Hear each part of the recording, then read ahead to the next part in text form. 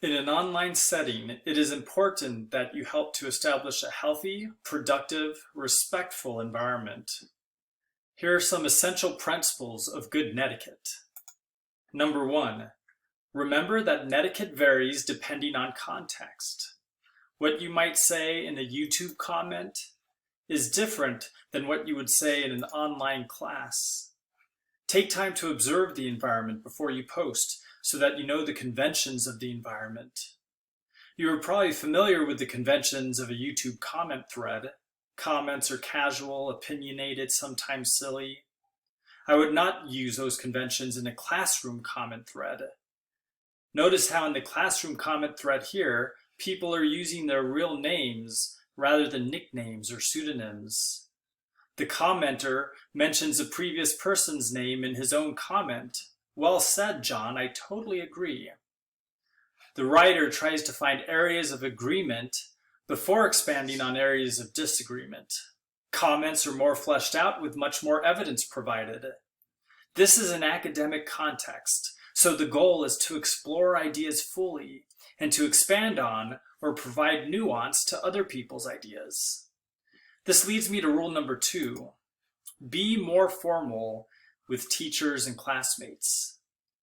If you're contributing to an online discussion, you need to raise your level of professionalism, just as if you were contributing to a discussion in class. Take a look at this email that a student is sending to a teacher. You will notice that it is at a more formal level. There is a subject line that summarizes the main import of the message. You want this to be direct, to let the teacher know right away what you're going to be sending them. There's an opening salutation, hello, Mr. Bautista, and a closing salutation, thanks so much. I usually like to use the word hello rather than dear, which I think is too formal, or hi, which I think is a little more informal, depending on who I'm sending my email to. If I'm talking to a fellow student, I might say hi rather than hello. Notice also that the student here leaves his full name, Michael Palacios, because the teacher might have 2 or 3 Michaels in the classroom. So your full name is appreciated in an email.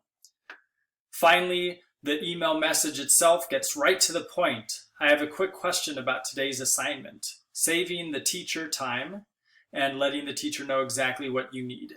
And then you can flesh out what you need a little bit more. When you do communicate in a classroom environment, you want to make sure that your grammar and spelling is correct and that you avoid internet lingo. I have an extension on my Chromebook called Grammarly that helps me to check that. In this message, you can see that there's internet lingo and a misspelling, and Grammarly will help me to fix that. In classroom conversations, avoid other forms of unprofessional writing. For example, using all caps or too much punctuation. And definitely avoid sarcasm, which hurts feelings and usually backfires. Rule number 3. If you wouldn't say something face-to-face with somebody, don't say it online. Rule number 4, watch out for tone. Don't type at me like that. An article in Psychology Today points out that if a message is vague, many people will read the worst intent into it.